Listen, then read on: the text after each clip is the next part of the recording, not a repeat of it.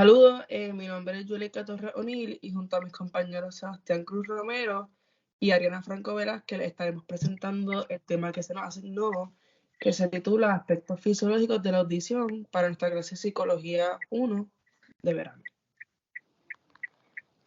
Como parte de los objetivos que queremos realizar con esta presentación es que ustedes conozcan lo que es la audición, además de que conozcan las diferentes partes del oído y las funciones de las mismas, y también describir algunas enfermedades auditivas. ¿Qué es la audición? Pues la audición depende de una serie de pasos complejos que convierten las ondas sonoras que están viajando por el aire en señales eléctricas. Estas señales llegan al cerebro a través del nervio auditivo y esto será explicado a más detalle por mi compañero Sebastián. Ya que sabemos un poquito más sobre la definición de audición, hay que entender un poquito más sobre los componentes o lo que conlleva a tener este sentido. Primero, tenemos que entender qué es el sonido. El sonido no es nada más y nada menos que el movimiento de moléculas en cualquier medio producido por vibraciones. En otras palabras, puede ser partículas que producen vibraciones en el aire, por ejemplo, o cualquier otro medio gaseoso. Es por esto que este viaje se hace por medio de ondas hasta llegar al oído exterior y podemos observar en la imagen que estas ondas pueden tener diferentes frecuencias, altas o bajas, con diferentes amplitudes a través del tiempo y son transmitidas para producir unos estímulos en el oído exterior que más adelante voy a explicar cómo es que entonces nosotros recibimos al cerebro estas vibraciones. Entonces, ya entendemos qué es el sonido, lo que nosotros recibimos, cómo entonces procesamos esta información para obtener información adecuada en el cerebro. Entonces, las partes del oído se dividen principalmente en tres componentes: el oído externo, el oído medio y el oído interno. El oído externo es la parte más afuera del oído, en la cual se encarga de ubicar el sonido, de la localización del sonido.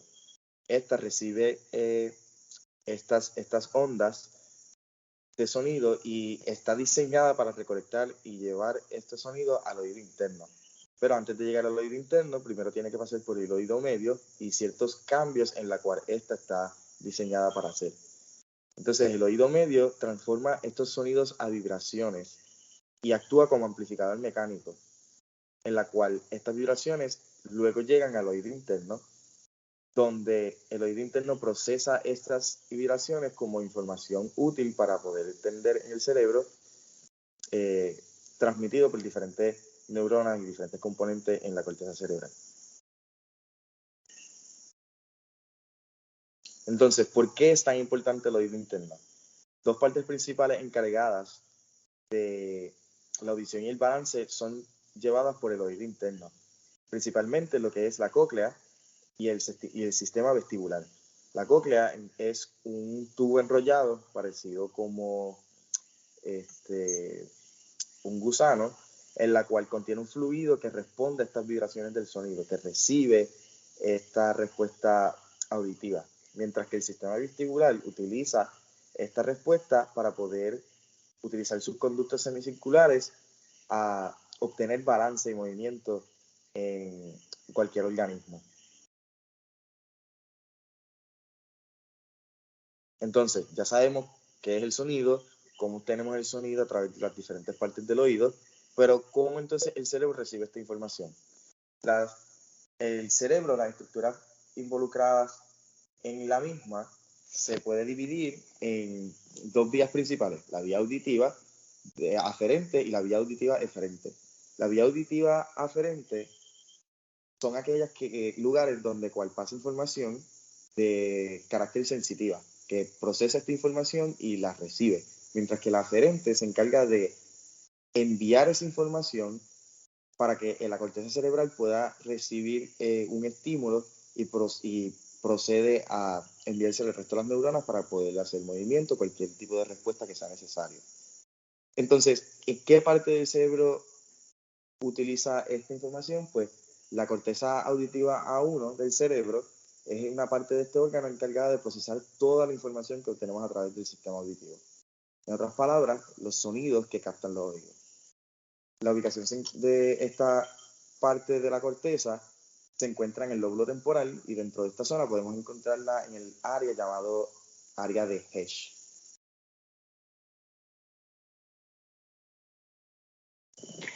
Enfermedades y trastornos. La fisiología auditiva incluye fisiología del oído interno, externo y medio, más el sistema nervioso auditivo. Es por esto que existen varias enfermedades fisiológicas auditivas, por las cuales resaltaremos la hipoacusia, el síndrome de Usher y la presbiacusia. El síndrome de Usher incluye 3 diferentes tipos, el cual el tipo 1 serían las personas sordas de nacimiento y tienen problemas de equilibrio graves desde una edad temprana. Las personas con tipo 2 tienen sordera moderada a severa y un equilibrio bastante normal.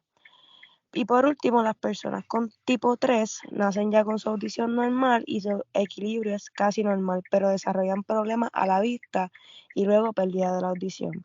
La presbiacusia es la pérdida progresiva de la capacidad para oír alta frecuencia. En la que nos vamos a enfocar en sí sería la hipoacusia, el cual es cuando existe un obstáculo en el mecanismo de transmisión del oído, como acumulación de cerumen o infecciones, pero el oído interno no se encuentra dañado. El problema auditivo puede clasificarse en varias ramas, como lo son la hipoacusia de conducción, la hipoacusia neurosensorial y la hipoacusia mixta. La hipoacusia de conducción es secundaria a lesiones en el conducto auditivo externo, la membrana timpánica o el oído medio. Estas lesiones impiden que el sonido sea llevado de manera eficaz al oído interno. Por otro lado, la hipoacusia neurosensorial es causada por lesiones del oído interno o del nervio auditivo 8. La hipoacusia sensorial a veces es reversible y es bien rara vez que implique peligro para la vida del paciente. La hipoacusia neural es rara la vez que pueda recuperarse y pueda deberse a un temor cerebral potencialmente mortal. Un tipo adicional de hipoacusia neurosensorial se denomina trastorno del espectro de la neuropatía auditiva, cuando el sonido puede detectarse pero la señal no se envía correctamente al cerebro. Se cree que se debe a una anomalía en las células ciliadas internas o las neuronas que las inervan dentro de la cóclea.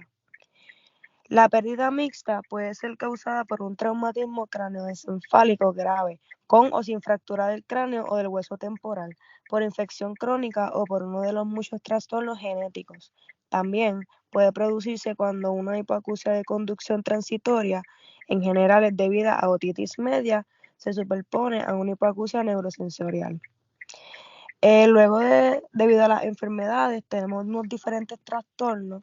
En primer lugar, tenemos la otitis media aguda, con su sigla OMA. Es una causa usual de hipoacusia transitoria leve a moderada, muy probable en los niños. Sin embargo, sin tratamiento, las secuelas de la otitis media aguda y crónica, y la más rara, la meningitis puruntela, pueden causar pérdida permanente, sobre todo si se forma un colesteatoma.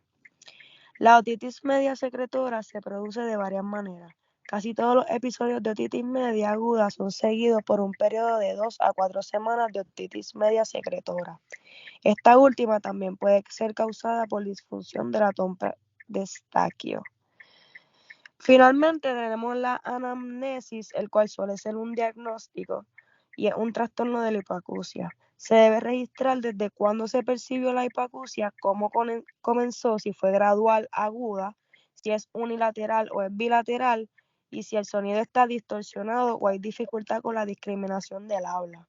Se le debe preguntar al paciente si la pérdida auditiva fue secundaria a un acontecimiento agudo, ya sea sido una lesión, una exposición a un ruido muy fuerte, etc. Es importante detectar la presencia de otros síntomas óticos, acúfenos o secreción, síntomas vestibulares y otros síntomas neurológicos como debilidad o distorsión en la cara. En los niños, los síntomas importantes asociados son la presencia de retrasos en cuanto al desarrollo del habla o del lenguaje, cambios visuales o retrato del desarrollo motor. Gracias. Un dato curioso que queremos que sepan es que se estima que en el mundo hay 70 millones de personas sordas. Estas personas utilizan un sistema de lengua que es el sistema El lenguaje de señas, disculpen, que entonces en el mundo hay alrededor de 300 diferentes lenguas de señas en la actualidad. Otro dato curioso también es que el Día Internacional de las Lenguas de Señas se celebra el 23 de septiembre de cada año. Para